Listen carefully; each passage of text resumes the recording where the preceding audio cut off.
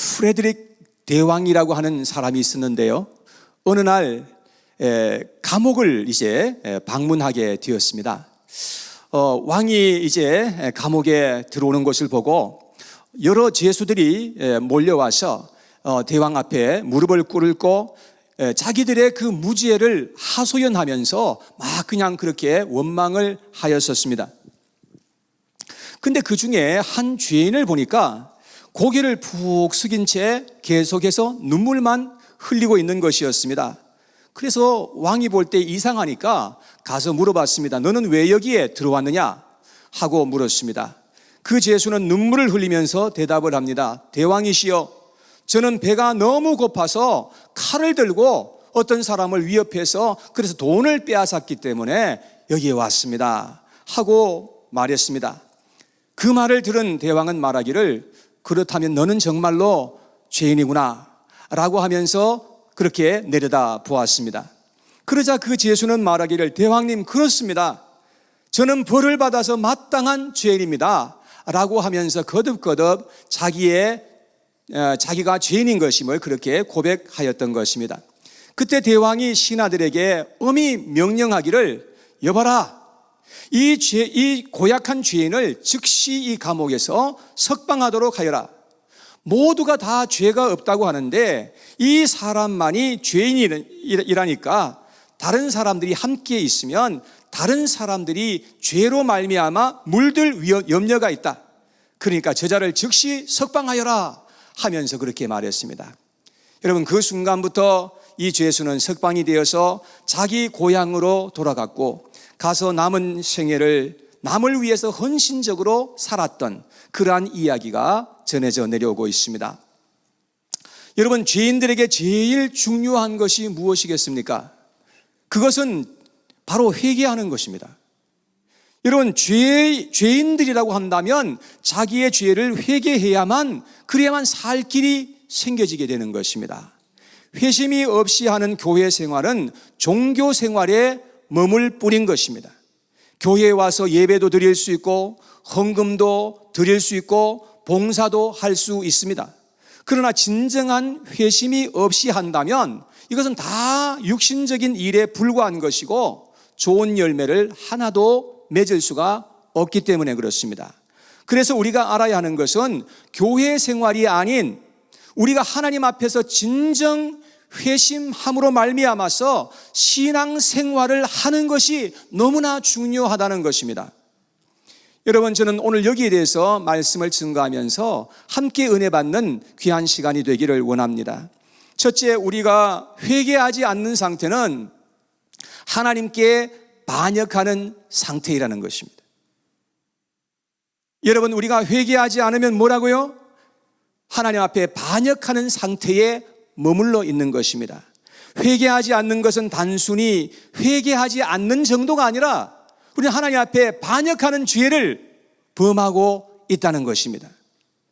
처음 사람 아담은 하나님께 반역을 했는데요. 여러분, 그래서 우리가 회개하지 않는다고 한다면 우리도 아담처럼 계속해서 아담에게 속하여서 죄를 범하면서 하나님 앞에 반역하는 그러한 삶을 살아갈 수밖에 없게 되는 것입니다. 그런데 만일 우리가 회개하면 우리는 예수님에게 속할 수가 있게 되는 것입니다. 여러분, 아담에게 속하여서 살아갈 수도 있고 우리는 예수님에게 속해서 살아갈 수도 있는 것입니다. 그래서 우리는 빨리 죄에서부터 회개하고 반역의 사이클에서 벗어나야 할 줄로 믿습니다. 그런데 우리가 회개하지 않고 살아가게 되면 우리는 문제가 있습니다. 악한 영들이 계속해서 우리의 삶 속에서 역사함으로 말미암아 우리는 좋지 않고 악한 열매를 계속해서 맺으면서 살아갈 수밖에 없게 되는 것입니다. 그래서 잠언서 17장 11절에 보니까 이렇게 기록합니다. 악한 자는 반역만 힘쓰나니 그러므로 그에게 잔인한 사자가 보냄을 받으리라. 여러분, 우리가 하나님 앞에 반역하고 계속해서 죄 가운데 살아가게 될 때에 잔인한 사자가 보냄을 받는다는 것입니다. 여러분, 여기에 잔인한 사자는 무엇을 가리키는 것이겠습니까? 이 잔인한 사자가 바로 귀신들입니다. 마귀들을 가리키는 것입니다. 여러분, 귀신들이 우리의 삶 속에 역사하면 어떻게 되겠습니까? 여러분, 분명하게 우리의 인생이 그야말로 실패하는 인생이 되고 만다는 것을 알아야 되는 것입니다. 그래서 회개하지 않고 살아가는 인생은 절대로 안전할 수 없고 행복할 수가 없다라고 하는 것을 알아야 되는 것입니다. 이것은 여러분들에게 협박하는 말이 아닙니다. 저는 하나님의 말씀을 있는 그대로 여러분들에게 전달하는 역할을 할 뿐인 것입니다. 자, 잠언서 15장 10절 말씀을 한번 같이 보겠습니다. 다 같이 한번 한 목소리를 읽어봐요. 시작. 도를 배반하는 자는 엄한 징계를 받을 것이요 견책을 싫어하는 자는 죽을 것이니라. 여러분, 하나님은 여러 가지 모양으로 우리를 책망하기도 하시고 징계하기도 하시고 우리에게 말씀하시는 것입니다. 때로는 하나님께서 이런 메시지를 통해서 우리에게 말씀하십니다. 우리를 책망하기도 하시는 것입니다. 성경에 있는 이 말씀을 통해서 우리에게 말씀하시고 우리를 책망하시는 것입니다. 때로는 하나님께서 어떤 사고를 통해서 우리에게 말씀하시는 것입니다. 우리를 책망하기도 하시는 것입니다. 하나님은 어떤 질병을 통해서 어떤 특정한 환경을 통해서 우리에게 말씀하시고자 하시는 것입니다. 우리를 책망하시고 우리에게 징계하시는 하나님이신 것임을 우리가 기억해야 하는 것입니다. 코비드-19이 우연하게 생겼다고 생각하면 안 됩니다. 코비드-19은 하나님께서 우리에게 경고하시는 그런 하나님의 메시지가 담겨 있다는 것을 우리가 알아야 하는 것입니다. 하나님은 경고하시고 때로는 하나님께서 징계하시고 하나님께서 여러 가지 방법으로 우리에게 말씀하시다가 끝까지 안 되면 하나님께서 마지막에 심판하신다고 성경은 우리에게 말씀하고 있는 것입니다. 시편 7편 12절 말씀에 보니까 다 같이 읽어봐요. 시작. 사람이 회개하지 아니하면 그가 그의 칼을 가시며 그의 활을 이미 당기어 예비하셨도다. 여러분, 하나님께서 그 칼을 쓱싹 지금 갈고 있다는 것입니다. 여러분, 하나님께서 활을 이미 당기어서 예비하고 계시다는 것입니다. 이게 얼마나 무서운 표현입니까? 여러분, 그래서 우리는 하나님의 이 말씀을 들어야 하는데 요한계시록 2장 16절에 예수님께서 이렇게 말씀하셨습니다. 다 같이 시작. 그러므로 회개하라. 그리하지 아니하면 내가 내게 속히 가서 내 입에 검으로 그들과 싸우리라. 여러분, 우리는 이런 하나님의 이 성경의 경고를 결코 무시하면서 살아서는 안 되는 것입니다. 우리의 마음을 어떻게 하든지 낮추고 하나님의 말씀을 잘 들어야만 합니다. 그래야 우리가 살 수 있어요. 이사야서 55장 3절 말씀에 다 같이 시작. 너희는 귀를 기울이고 내게로 나와 들으라. 그리하면 너희의 영혼이 어떻게 해요? 살리라. 하나님께서 이렇게 말씀하신 것입니다. 우린 이러한 하나님의 말씀을 잘 들어야만 한다는 것입니다. 그리고 반역의 자리에서 계속 있지 말고 거기에서 돌이켜야 합니다. 그래야만 우리가 살 수 있게 되는 것입니다. 사랑하는 여러분, 이러한 은혜가 저와 여러분들에게 있게 되기를 바랍니다. 우리는 이 세상에서 꼭 우리가 살아야만 합니다. 우리가 승리해야 하는 줄로 믿습니다. 두 번째, 하나님은 우리에게 열매의 법칙을 주셨다는 것입니다. 무엇을 주셨다고요?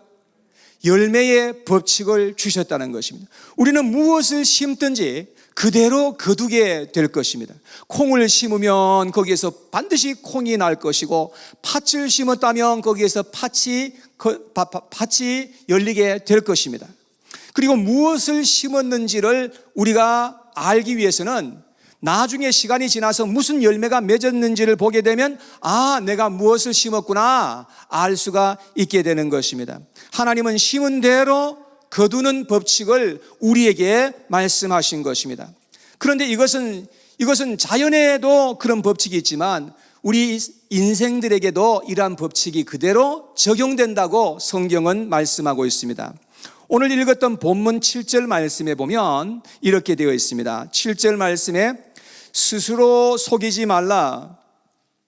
하나님은 업신여김을 받지 아니하시나니 사람이 무엇으로 심든지 그대로 거두리라. 여러분, 우리가 무엇으로 심든지 그대로 거두리라고 성경은 말씀하고 있습니다. 이것은 속일 수 없는 사실인 것입니다. 그래서 스스로 속이는 자가 되지 말라고 그렇게까지 말씀을 하셨습니다. 왜냐하면 하나님은 절대로 업신여김을 받지 않으시는 분이시기 때문에 그렇다는 것입니다. 우리의 열매는 무엇을 심었는지를 증거할 것입니다. 우리가 무엇을 심었든지 그대로 우리는 언젠가 거두게 된다는 것입니다. 8절 말씀에 자기의 육체를 위하여 심는 자는 육체로부터 썩어질 것을 거두고 성령을 위하여 심는 자는 성령으로부터 영생을 거두리라. 여러분, 육체의 것을 심었으면 우리는 반드시 육체로부터 썩어질 것을 거두게 될 것이라고 말씀합니다. 여러분, 우리가 성령으로 심게 되면 반드시 성령으로부터 우리는 좋은 것을 거두게 될 것이고 영원한 하늘의 것으로 거두게 된다는 사실인 것입니다. 자, 그런데 회개는 육체의 것이 아니고 영적인 것이며 성령의 역사라고 성경에 보니까 그렇게 되어 있습니다. 그래서 우리는 기도를 심고 어떻게 하든지 회개를 심어야만 한다는 것을 알려주고 있습니다. 그러면 성령으로부터 우리는 영생을 거두게 될 것이라고 그렇게 말씀하고 있습니다. 여러분, 이 영생이라고 하는 것은 단순히 영원히 산다는 그런 의미가 아니에요. 그런 의미도 물론 있지만 여기서 말씀하시는 영생은 구원을 의미하는 것이고 회복과 기쁨을 의미하는 것입니다. 다윗은 하나님 앞에서 범죄함으로 말미암아서 큰 어려움을 겪었던 적이 있었어요. 다윗은 어떤 경험을 했는지 시편 30편 2절에서 3절에 이렇게 말씀을 합니다. 여호와 내 하나님이여, 내가 주께 부르짖음에 나를 고치셨나이다. 여호와여, 주께서 내 영혼을 스올에서 끌어내어 나를 살리사 무덤으로 내려가지 아니하게 하셨나이다. 그랬습니다. 다윗은 죽을 병에 걸려가지고요, 정말로 이제는 죽는 줄 알았어요. 하마터면 무덤에 묻혀서 그야말로 끝나는 줄 알았다는 것입니다. 그런데 다윗이 그런 가운데서 죽을 힘을 다해서 하나님 앞에 기도하며 회개했던 것입니다. 그럴 때 하나님께서 그를 불쌍히 여겨주셔서 하나님이 그를 회복시켜 주시고 그를 고쳐주신 줄로 믿습니다. 여러분, 하나님은 회개하는 자를 불쌍히 여겨주시고 건져주시고 구원하여 주실 뿐만 아니라 우리에게 기쁨으로 채워주신다는 사실을 믿으시기를 바랍니다. 시편 30편 11절에 보니까 다윗은 이렇게 말했어요. 주께서 나의 슬픔이 변하여 내게 춤이 되게 하시며 나의 베옷을 벗기고 기쁨으로 띠띠우셨나이다 라고 했습니다. 하나님은 회개하는 자에게 슬픔이 변하여서 춤이 되게 하시고요, 베옷을 벗기시고 기쁨의 띠를 띠우셔서 그렇게 하나님이 주시는 기쁨을 맛보게 하신다는 것입니다. 이런 경험은 다윗만이 한 것이 아닙니다. 하나님 앞에 회개하는 모든 자가 이러한 은혜를 입을 줄로 믿습니다. 그리고 이 자리에도 여러분, 그러한 경험을 하신 분들이 여러분 계시다고 저는 알고 있는 것입니다. 우리가 회개로 심으면 반드시 회개의 열매가 맺게 되는 것입니다. 회개의 열매는 회복이요, 기쁨이요, 소망인 것입니다. 사랑하는 여러분, 이러한 우리의 삶 속에 이러한 놀라운 하나님의 열매가 가득하게 맺어지게 되기를 주님의 이름으로 축복합니다. 세 번째, 하나님은 열매를 보시고 모든 것을 심판하신다 하는 것입니다. 침례 요한은 바리새인들에게 이렇게 말했습니다. 회개에 합당한 열매를 맺으라고 그렇게 말했습니다. 진정한 회개가 없으면 선한 열매를 맺을 수가 없고 우리는 악한 열매만 계속해서 맺을 수밖에 없는 것입니다. 여러분, 사람들이 볼 때는 아무리 좋은 일을 해도 회개하지 않은 상태에서는 좋은 열매를 전혀 맺을 수가 없다는 것입니다. 이 세상에 있는 사람들도 좋은 일들 얼마든지 많이 할 수 있습니다. 그러나 여러분 아무리 좋은 일이라 할지라도 자기에게는 전혀 좋은 열매가 맺어지지 않는 것입니다. 왜냐하면 회개가 없는 삶이기 때문에 결국은 악한 열매가 맺어져서 결국은 망하게 될 수밖에 없다는 것입니다. 사도 바울은 사도행전 26장 20절에 자신에 대해서 간증을 하는 그런 내용을 말하고 있습니다. 여기 보니까 먼저 다메섹과 예루살렘에 있는 사람과 유대 온 땅과 이방인에게까지 회개하고 하나님께로 돌아와서 회개에 합당한 일을 하라, 그렇게 전하였다는 것입니다. 여러분, 우리가 해야 되는 것은 먼저 회개하는 것입니다.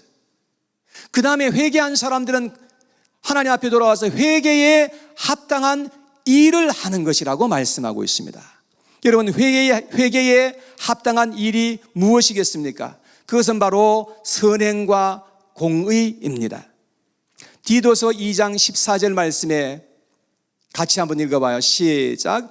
그가 우리를 대신하여 자신을 주심은 모든 불법에서 우리를 속량하시고 우리를 깨끗하게 하사 선한 일을 열심히 하는 자기 백성이 되게 하려 하심이니라. 여러분, 하나님께서 우리를 구원하시고 우리의 모든 죄를 용서하신 다음에 이제는 다 끝났구나, 다 됐다, 이렇게 말씀하시지 않으신다는 것입니다. 오늘 본문에도 보면 이렇게 말씀했어요. 9절과 10절 말씀해 보십시오. 9절과 10절에 보니까 우리가 선을 행하되 낙심하지 말지니 포기하지 아니하면 때가 이름에 거두리라.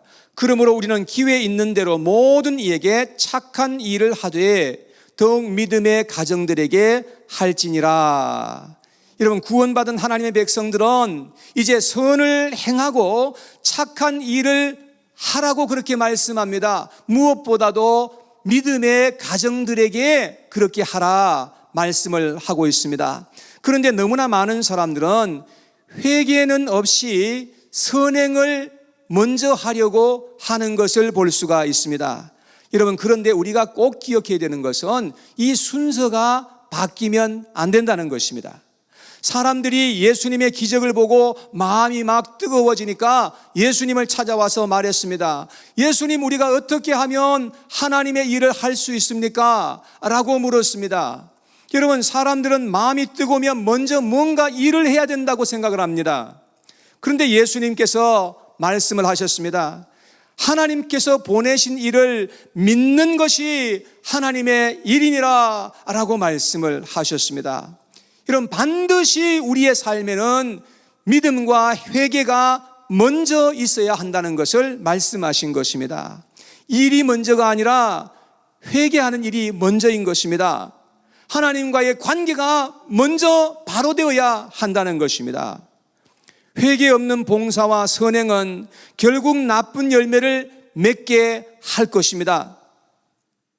예수님은 마태복음 7장에서 좋은 나무가 나쁜 열매를 맺을 수 없고 나쁜 나무가 좋은 열매를 맺을 수 없다고 말씀하시면서 그들의 열매로 그들을 알리라 하고 주님께서 말씀을 하셨습니다. 그리고 21절에 예수님께서 이렇게 말씀하셨습니다. 나더러 주여 주여 하는 자마다 천국에 들어갈 것이 아니요 다만 하늘에 계신 내 아버지의 뜻대로 행하는 자라야 들어가리라. 이렇게 산상수훈의 결론을 예수님께서 이렇게 말씀을 하신 것입니다. 아무리 권능을 행하고 귀신을 쫓아내고 선행을 해도 회개 없이 하는 일은 하나도 좋은 열매가 맺어질 수가 없다는 사실인 것입니다. 여러분, 교회에 와서 예배를 이렇게 드리는 거 선한 일입니다. 하나님 앞에 헌물을 드리는 거 선한 일입니다. 그러나 회개 없이 형식으로 하는 것은 자신을 위해서 아무런 열매를 맺을 수가 없게 된다는 사실인 것입니다. 예수님의 사랑의 큰 계명을 어기고 영혼들을 미워하고 시기하고 비난하면서도 회개하지 않는다면 아무리 봉사해 보세요, 아무리 기도해 보세요, 아무리 좋은 일을 많이 한다 하더라도 절대로 그것으로 말미암아서 선한 열매가 맺어지지 못한다는 것입니다. 이 세상에는 하나님 앞에서 회개하는 자와 회개하지 않는 자가 있습니다. 회개하지 않는 자는 아무리 열심히 하고 아무리 잘하려고 그렇게 애를 써도 절대로 좋은 열매가 맺어지지 못할 것입니다. 그러나 진정 회개한 사람은 비록 실수도 하고 부족해도요, 하나님께서 선한 열매가 맺어지도록 그렇게 인도해 가시는 하나님의 손길이 반드시 거기에 있다는 것을 알아야 하는 것입니다. 예수님이 한 번은 탕자의 비유를 말씀하셨는데요, 집을 나갔던 탕자는 자기가 얼마나 큰 죄인인 것임을 철저하게 깨달았어요. 그래서 아버지의 그 품으로 다시금 돌아오지 않습니까? 여러분, 이것이 탕자에게는 터닝 포인트였어요. 그의 인생의 터닝 포인트가 반드시 있어야 되는 것입니다. 그런데 집에 남아있던 큰아들은요, 집을 나간 적이 한 번도 없었지만 아버지의 마음을 너무나 몰랐던 탕자 중에 탕자였던 것을 우리가 알게 되는 것입니다. 동생이 살아 돌아와서 아버지가 기뻐하는 것을 보면 자기도 아버지와 함께 기뻐하는 것이 너무나 마땅한 일인 것입니다. 여러분, 여기 사진에 보면 저 강아지도 저렇게 반가워하잖아요. 여러분, 이 큰아들은요, 아버지께서 자기 동생에게 은혜 베푸는 것을 너무나 못마땅하게 생각했던 것입니다. 그리고 자기와 자기 동생을 비교합니다. 그러면서 자기는 얼마나 의인인 것처럼 그렇게 말을 하는 것을 볼 수 있습니다. 그러면서 아버지를 향해서 불평하고 원망했던 이 아들의 모습을 우리는 보게 되는 것입니다. 이 큰아들은 한 번도 그의 인생에 있어서 회심한 적이 없었던 사실을 우리가 알게 되는 것입니다. 오늘날도 교회 안에서 큰아들과 같은 그러한 교인들이 많이 있을 수 있습니다. 자기를 의롭게 생각하고 종교 생활하는 것 자체로 말미암아서 위안을 삼으면서 살아가는 많은 사람들이 있는 것입니다. 여러분, 우리가 알아야 하는 것은 종교 생활은요, 사람을 더욱더 시간이 가면 갈수록 더 타락시키고 더 변질시키는 것임을 우리가 알아야 하는 것입니다. 종교 생활은 절대로 나를 구원할 수 없고 변화시킬 수 없다는 것을 우리가 알아야 되는 것입니다. 교회 30년을 나오고 40년을 나와도 교회에 나오는 것 때문에 내가 진정 변화될 수 없는 것입니다. 오늘 내가 무엇을 심느냐에 따라서 내일 무엇을 거둘지가 결정되는 것입니다. 그래서 우리는 꼭 회개를 심어야만 한다는 것입니다. 여러분들은 무엇을 심으시겠습니까? 여러분, 오늘 이 하루 여러분들은 무엇을 심으시겠습니까? 여러분들의 인생에 있어서 회개를 심으셨나요? 회개의 씨앗을 심으셨다면 정말 잘한 것입니다. 여러분들의 인생에 있어서 가장 잘한 일이 바로 그거일 것입니다. 언젠가는 반드시 여러분들의 삶 속에 회개의 열매가 맺어지게 될 것입니다. 그리고 이제는 계속해서 믿음의 씨앗을 심으십시오. 거기다가 선한 행실을 계속해서 선한 행실의 씨앗을 계속 심으십시오. 그리고 절대로 낙심하지 말라고 오늘 본문에 보니까 말씀했습니다. 왜냐하면 때가 되면 반드시 그 열매를 거두게 될 것이기 때문에 절대로 낙심하지 말면서 계속해서 선을 행하라고 말씀합니다. 이것은 하나님의 법칙이기 때문에 그렇습니다. 그런데 아직까지 회개하지 않으셨습니까? 한 번도 주님 앞에서 진정 회개한 적이 없으셨습니까? 아직 기회가 있을 때 죄에서부터 빨리 돌이키시기를 바랍니다. 예수님의 십자가 앞으로 나아오시기 바랍니다. 하나님께서 여러분들에게 크신 은혜를 베풀어 주실 것입니다. 하나님께서는 이러한 그 은혜를 쌓아두고 계신다는 것입니다. 우리 인생들을 위해서. 여러분, 하나님 앞에서 우리는 이러한 회개의 씨앗을 심는 그러한 하나님의 백성들이 되어야 할 줄로 믿습니다. 여러분, 오늘 여러분이 혹시 회개할 마지막 기회일 수도 있다는 것을 기억하시기 바랍니다. 여러분, 절대로 이러한 일은 미루어서는 안 되는 것입니다. 미루어야 할 것이 따로 있지요. 여러분, 이러한 것은 절대로 우리가 미루어서는 안 되는 것임을 우리가 알아야 하는 것입니다. 여러분, 결코 두려워하지 마십시오. 여러분, 용기를 내시기 바랍니다. 우리 하나님은 용서의 하나님이시기 때문에 그런 것입니다. 성경에 보니까 보라, 지금은 은혜 받을 만한 때요, 보라, 지금은 구원의 날이로다 라고 말씀을 했습니다. 우리는 회개를 통해서 하나님 앞에 은혜를 받으시고 구원을 받으시고 좋은 열매 맺으시는 하나님의 백성들로 이 세상을 살아갈 수 있게 되기를 간절히 원합니다. 이런 은혜가 우리 모두에게 풍성하게 임하게 되기를 주님의 이름으로 축복합니다.